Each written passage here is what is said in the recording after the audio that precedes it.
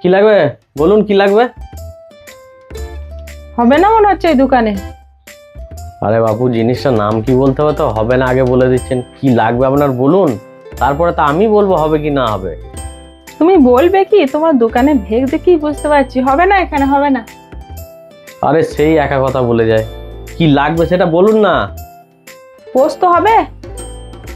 হ্যাঁ, মুদিখানা দোকানে আবার পোস্ত হবে না? পোস্ত আছে, কতটা দেবো? 20 কিলো মতো লাগতো। 20 কিলো পোস্ত? অত পোস্ত তো হবে না, আজকেই লাগবে 20 কিলো পোস্ত? আমার আজকেই তো লাগবে, সেই জন্যই তো আমি বলছি আপনার দোকানে হবে না। আরে যদি অত পোস্ত তো আমরা রাখি না, কারণ অত পোস্ত আমাদের এই ছোটখাটো দোকানে বিক্রি হয় না গো। ওই অল্প স্বল্প রাখি, অল্প স্বল্প হয়ে যায়। তা বেশি পোস্ত কেউ নিলে বলে যায়, আমি আনিয়ে দিই। যদি কালকে লাগে বলুন, তাহলে আমি এনে এনে রেখে দেবো, নিয়ে যাবেন আপনি। আমাকে কিছু অ্যাডভান্স করে যান। না না, আমার এক্ষুনিই লাগবে। এখনই বললে তো হবে না।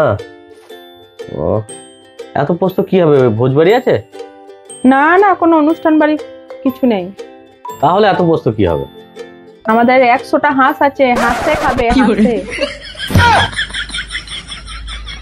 হাসে পুরো জায়গায় পোস্ত খাবে? হ্যাঁ, মানুষই খেতে পাচ্ছে না, ভাবা যায়।